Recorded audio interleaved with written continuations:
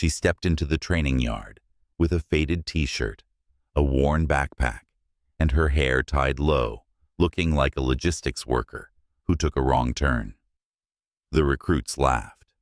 Army takes backstage volunteers now.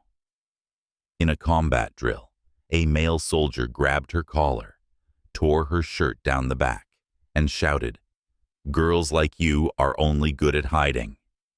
But when her back tattoo was revealed, a veteran colonel suddenly stood at attention and saluted. The whole camp froze. This wasn't just any tattoo, but the covert symbol of Ghost Viper. Olivia Mitchell didn't belong there, at least not in the eyes of the others. She'd rolled into the NATO training camp in a beat-up pickup truck, its paint chipped, its tires caked with mud from some back road. Nobody would have guessed she came from one of the wealthiest families in the country, raised in a world of private tutors and gated estates. Olivia didn't carry that world with her. No designer labels, no polished nails, just a plain face and clothes that looked like they'd been washed 100 times. Her boots were scuffed, her backpack held together by a single stubborn strap. But it wasn't just her look that set her apart. It was her stillness, the way she stood with her hands in her pockets, watching the chaos of the camp, like she was waiting for a signal only she could hear. The first day was a gauntlet. Captain Harrow, the head instructor, was a mountain of a man, with a voice that could stop a riot. He paced the yard, sizing up the cadets, his eyes locking on Olivia. "You," he barked, pointing a finger. "What's your deal?" "Supply crew get lost." The group snickered. A girl named Tara, with a sharp blonde ponytail and a smile that didn't reach her eyes, whispered to the cadet next to her, "Bet she's here to check a box. Gender quota, right?" Olivia didn't blink.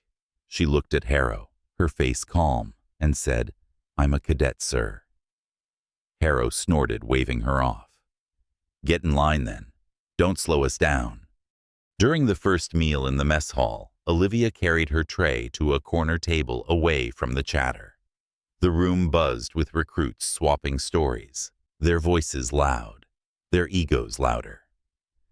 A guy named Derek, lean and cocky, with a buzz cut, spotted her sitting alone.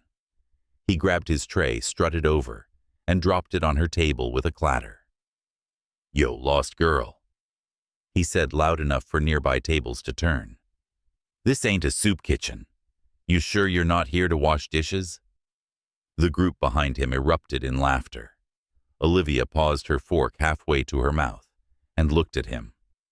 "I'm eating," she said, her voice steady. Derek leaned in, smirking. "Yeah, well, eat faster. You're taking up space real soldiers need." He flicked her tray, sending a spoonful of mashed potatoes splattering onto her shirt. The room howled. Olivia wiped the mess with a napkin, her hands slow, her eyes never leaving her plate. She took another bite, like he wasn't even there. Warm-ups were a test of endurance, push-ups, until your arms shook, sprints that burned your lungs, burpees in the dirt under a blazing sun. Olivia kept pace, her breathing steady, but her shoelaces kept slipping loose. They were old, frayed, barely holding her boots together. During a sprint, a guy named Lance jogged up beside her. Lance was the group's golden boy, broad-shouldered with a grin that said he'd never lost at anything. "Yo, thrift store," he called loud enough for the whole line to hear. "Your shoes giving up, or is that just you?" Laughter rippled through the group. Olivia didn't respond. She knelt, retied her laces with quick, precise fingers, and stood. But as she did, Lance bumped her shoulder hard. She stumbled, her hands hitting the mud, her knees sinking into the wet earth. The group howled. "What's that, Mitchell?" Lance said, smirking. "You signing up to clean the floors or just be our punching bag?" Olivia got up, wiped her palms on her pants, and ran on, not a word. The laughter followed her all morning. During a break, Olivia sat on a wooden bench pulling a granola bar from her bag. Tara sauntered over with two other cadets, her arms crossed, her voice syrupy with fake concern. "Olivia, right? So like where are you even from? Did you win a contest to be here?" Her friends giggled, one covering her mouth like it was all too funny. Olivia took a bite, chewed slowly, and looked up. "I applied," she said, her voice flat like she was stating the weather. Tara's smile tightened. "Okay, but why?" She pressed, leaning in. "You don't exactly scream, 'elite soldier.' I mean, look at your everything." She waved a hand at Olivia's muddy t-shirt, her plain brown hair. Olivia set her granola bar down, leaned forward, just enough to make Tara flinch. "I'm here to train," she said, "not to make you feel better about yourself." Tara froze, her cheeks reddening. "Whatever," she muttered, turning away. Weirdo. The navigation drill was a new kind of hell. Cadets had to cross a forested ridge map in hand, under a strict time limit. Olivia moved alone, her compass steady, her steps quiet against the pine needles. A group of 4 cadets, led by a wiry guy named Kyle, spotted her checking her map under a tree. Kyle, who'd been vying for Lance's spotlight, saw his chance. "Hey, Dora the Explorer," he called, his voice cutting through the quiet. "You lost already, or you just out here picking flowers?" His group laughed, circling closer. Olivia folded her map, her fingers deliberate, and kept walking. Kyle jogged up, snatching the map from her hands. "Let's see how you do without this," he said, tearing it in half and tossing the pieces into the wind. The others cheered. Olivia stopped, her eyes following the scraps as they fluttered away. She looked at Kyle, her face blank, and said, "Hope you know your way back." Then she turned and kept moving, her pace unchanged. Kyle's laughter faltered, but his group kept jeering, their voices echoing through the trees. The rifle disassembly drill came that afternoon, and it was a wake-up call. The cadets had 2 minutes to take apart an M4 carbine, clean it, and reassemble it. Most struggled, their fingers fumbling with the pins, swearing as parts slipped. Lance finished in a messy 1 minute 43 seconds, grinning like he'd aced it. Tara scraped by at 1 minute 59 seconds, her hands shaking as she snapped the last piece in place. Then Olivia stepped up. She didn't rush, didn't hesitate. Her hands moved like they were following a script, pin-out, bolt-free parts, laid out in a perfect grid. 52 seconds, not a single mistake. Sergeant Polk, the instructor, stared at the timer, then at her. "Mitchell," he said, his voice low, "where'd you learn to do that?" Olivia wiped her hands on her pants and stepped back. "Practice," she said, her eyes on the ground. The training screen played a slow-motion replay, every move, clean, no wasted motion. A lieutenant nearby muttered to Polk, "Her hands didn't shake. That's Special Forces steady." Lance overheard and scoffed. "So she can clean a gun," he said, loud enough for Olivia to hear. "Doesn't mean she can fight." But during the break, a quiet cadet named Elena, who'd been watching Olivia closely, slipped her a spare map from her own kit. "You'll need this," Elena whispered, her eyes darting to make sure no one saw. Olivia took it, nodded once, and tucked it into her bag, without a word. Whispers started after that. A few cadets glanced at her during the next break, trying to piece her together. Olivia didn't seem to care. She sat on the grass, retying her laces, her face as blank as ever. Tara leaned over to Lance, her voice low but sharp. "Bet she's got some sad story. Poor kid from nowhere trying to prove she's somebody." Lance laughed. "Yeah, well, she's proven she's a nobody." Olivia's fingers paused on her laces just for a moment. Then she kept tying her movements slow, like she was sealing something inside her. In the equipment shed where cadets were assigned gear for the next drill, Olivia waited her turn, her backpack slung over one shoulder. The quartermaster, a gruff older man named Gibbs, handed out vests and helmets with a scowl. When Olivia stepped up, he looked her over, his lip curling. "What's this, a hobo convention?" he said, loud enough for the line to hear. "We don't got gear for civilians, sweetheart."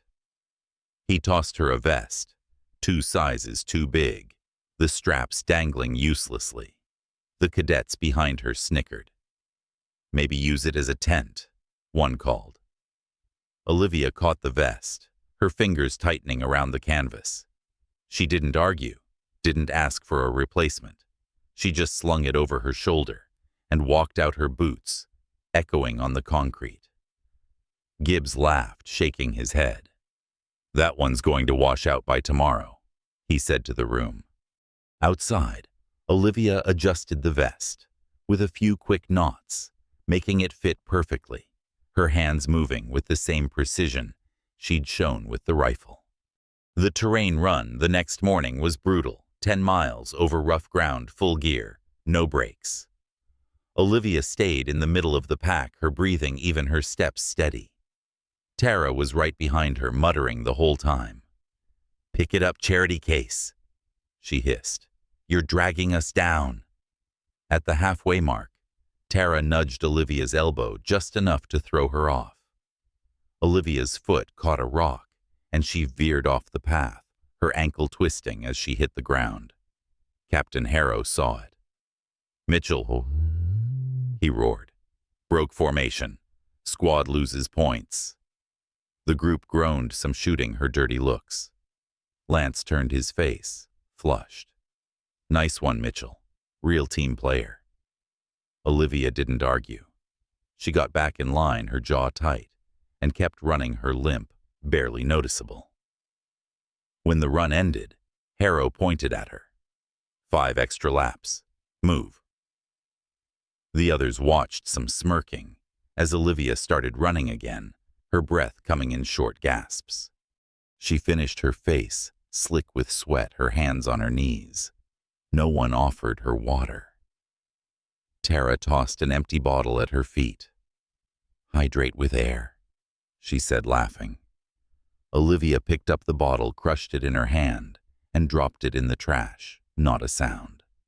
During a night drill, the cadets were tasked with setting up a perimeter under simulated enemy fire. Flares lit the sky, and instructors shouted orders, creating chaos. Olivia worked alone, securing a rope barrier with steady hands. A cadet named Marcus, stocky and loud, decided she was an easy target. He grabbed her rope, yanking it free, and tossed it into the mud. "Oops," he said, grinning. "Guess you're not cut out for this, huh?" The others nearby laughed, their flashlights bobbing as they watched. Olivia knelt, picked up the rope, and started over her fingers, moving methodically. Marcus wasn't done. He kicked dirt onto her hands, coating the rope in grime. "Keep trying, princess," said. "Maybe you'll get it by morning." The group roared. Olivia paused, her hand still, then looked up at him. "You done?" she asked, her voice quiet but sharp. Marcus blinked, thrown off, but laughed it off. She went back to work the rope clean again in seconds. Later, when the drill ended, Marcus's own barrier was found loose, costing his squad points. No one saw Olivia near it, but Elena, watching from the sidelines, hid a small smile. That night in the barracks, Olivia sat on her bunk, pulling an old photo from her bag. It was creased, the edges worn, showing a younger her, standing next to a man in a black jacket. His face was blurred, but his posture, shoulders back, eyes sharp, felt like it carried weight. She traced her finger over the photo, her lips pressing together, then tucked it away when she heard footsteps. Lance walked by, tossing his towel over his shoulder. "Better sleep tight, Mitchell," he said. Tomorrow's shooting. Don't choke. Olivia didn't look at him. She lay back, hands behind her head, staring at the ceiling, her breathing slow and even. The long-range shooting exam was a make-or-break moment. 5 shots, 400 meters, 5 bullseyes or you're out. The cadets lined up, nervous, fiddling with their scopes, whispering about wind speed. Tara went first, missing 2 shots, her face pale as she stepped back. Lance hit 4, cursing under his breath. Then Olivia walked up. Tara whispered to the girl next to her, "Bet she can't even hold it right."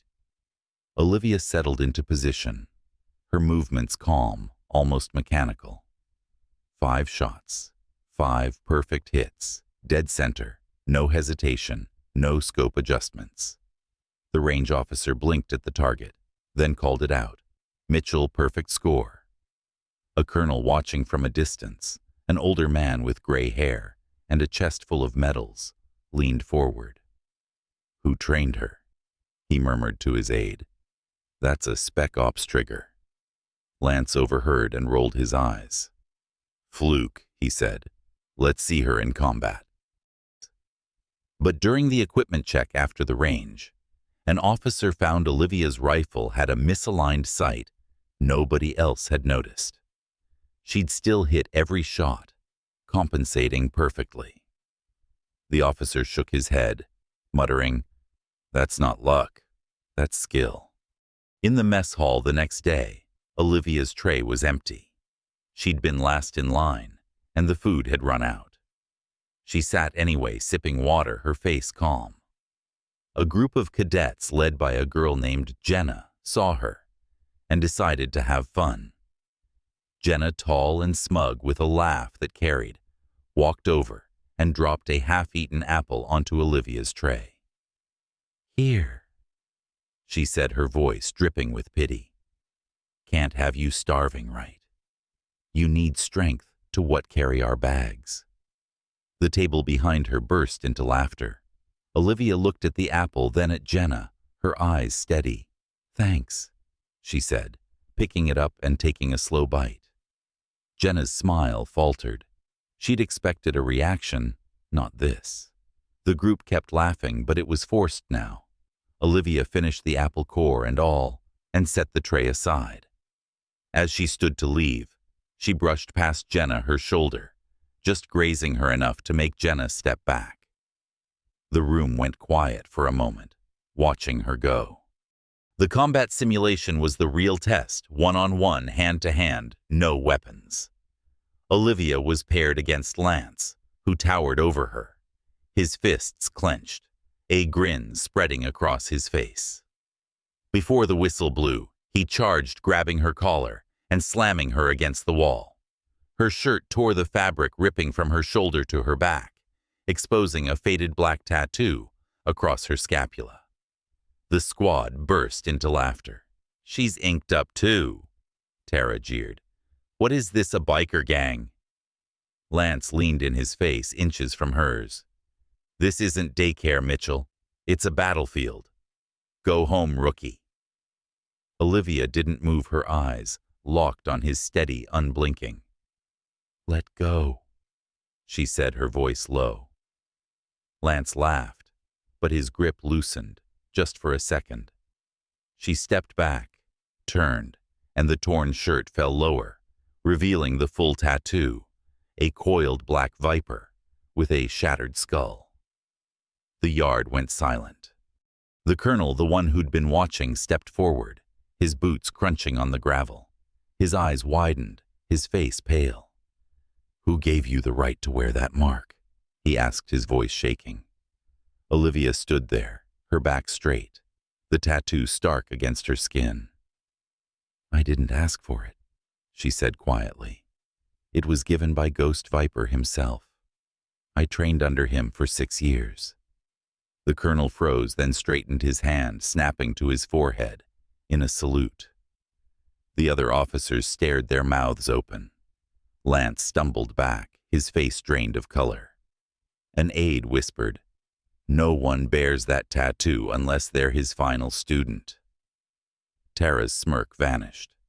She looked away, her hands trembling. During a strategy briefing the next morning, Olivia sat in the back, her notebook open, her pen moving quickly. The instructor, a stern woman named Major Klein, was explaining defensive tactics when she called on Olivia, her tone sharp. "Mitchell, you got something to add, or you just doodling back there?"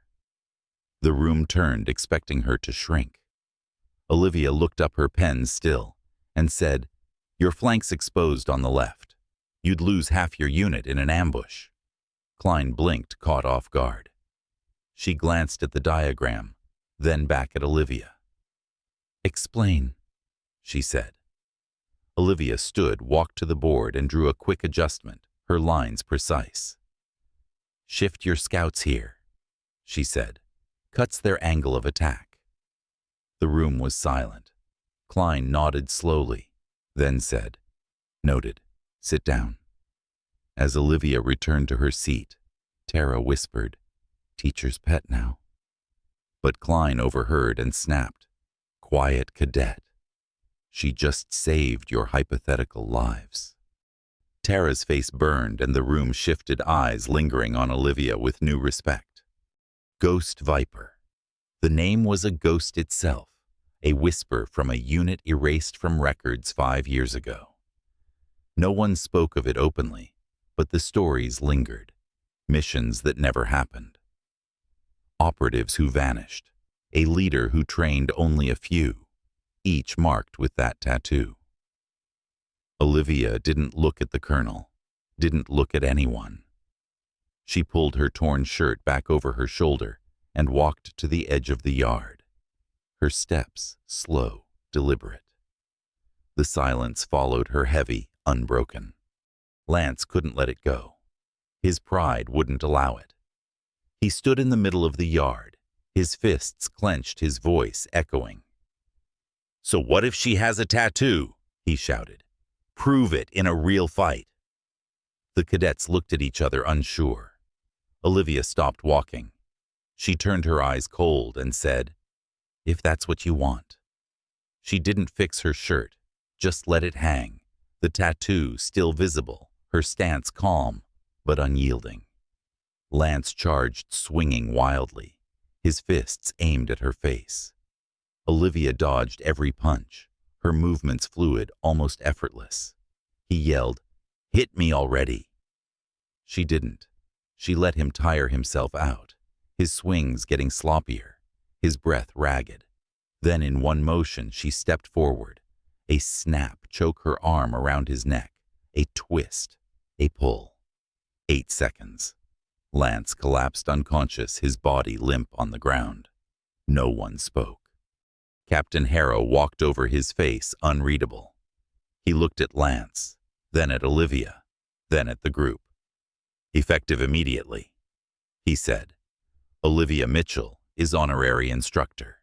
You'll learn from her." Olivia didn't nod, didn't smile. She picked up her backpack, pulled her torn shirt closed, and walked off. The cadets parted for her, their eyes down, their laughter gone. During a live fire exercise the next day, Olivia was assigned to lead a small team through a mock urban assault. Her group included Tara, who rolled her eyes at the assignment. As they moved through the course, Tara deliberately ignored Olivia's signals, rushing ahead and triggering a tripwire that set off a deafening siren. The exercise halted, and Harrow stormed over, his face red. "Mitchell, your team's a mess," he bellowed. Tara smirked, whispering to Derek, "Told you she's useless." Olivia stood there, her hands steady, and said, "Tara broke formation. I signaled her to wait." Harrow turned to Tara, who shrugged. "Didn't see it." She lied. The group snickered, blaming Olivia for the failure. She didn't argue, just nodded and said, "Understood, sir." But as they reset, an overhead drone replay showed Tara ignoring the signal clear as day. Harrow watched the footage, his jaw tight, and docked Tara's squad points. The group's laughter died, and Tara's face went pale. The camp changed after that. The air felt heavier, the whispers quieter. Olivia stood at the front of the yard the next day, her backpack over one shoulder, her t-shirt swapped for a plain black one. She didn't bark orders, didn't raise her voice. She just showed them rifle drills, combat stances, moves that looked simple but took years to perfect. The cadets watched, some scribbling notes, others just staring. Tara sat in the back, her arms crossed her face, pale. Lance wasn't there. Word was he'd been sent to medical, then reassigned to a desk job at a base in the middle of nowhere. No one talked about it, but everyone knew. In a first aid drill, Olivia was paired with Derek, who'd mocked her in the mess hall. They had to treat a simulated casualty under time pressure. Derek, eager to show off, shoved Olivia aside as she reached for the bandage kit. "I got this," he said, loud enough for the group to hear. "You'd probably just make it worse." He fumbled the bandages, wrapping them too loose, blood seeping through the dummy's fake wounds. The instructor, a medic named Carter, shook his head. "You're killing him, cadet." Derek's face reddened, and he snapped, "She distracted me," pointing at Olivia. The group laughed, egging him on. Olivia stepped forward, her hands steady, and redid the bandages in seconds, her wraps tight and perfect. Carter nodded, impressed. "That's how it's done," he said.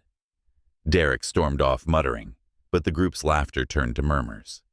Later, Carter pulled Olivia aside and handed her a medic patch, saying, "You earned this." She took it, her face blank, and slipped it into her bag. A week later, during a break, an officer approached Olivia. He was young, nervous, clutching a clipboard. "Ma'am," he said, his voice low, "there's someone here for you." Olivia looked up, her eyes narrowing. She followed him to the camp's entrance, where a man stood waiting. He was tall, broad-shouldered, with short-cropped hair and a face that gave nothing away. He wore a black jacket and jeans, no uniform, but the guard stepped back when he moved. The colonel was there too, his hands clasped behind his back. "General," he said, nodding to the man. The man didn't respond. He looked at Olivia, his eyes softening for a moment. She walked up to him, her face unreadable, and stopped a few feet away. "You didn't have to come," she said. He tilted his head, almost smiling. "Yeah," he said. "I did." The cadets, watching from a distance, went quiet. Tara, standing nearby, dropped her water bottle, the plastic clattering on the ground. The colonel cleared his throat, addressing the group. "This is General Thomas Reed," he said, "Olivia's husband." The words hit like a shockwave. Reed didn't say anything else. He put a hand on Olivia's shoulder, and they walked to the pickup she'd arrived in. The engine roared to life, and they drove off, the dust kicking up behind them. No one moved until the truck was gone. During a final review, the camp's top brass gathered to evaluate the cadets' progress. Olivia's name came up, and the room went quiet. A junior officer, unaware of her story, suggested cutting her for lack of leadership. The colonel, the same one who'd saluted her, leaned forward, his voice low. "Mitchell's file is classified," he said, "but I'll tell you this. She's the only one here who could have run this camp blindfolded." He pulled out a sealed envelope stamped with a black viper emblem and slid it across the table. "Her evaluations from Ghost Viper.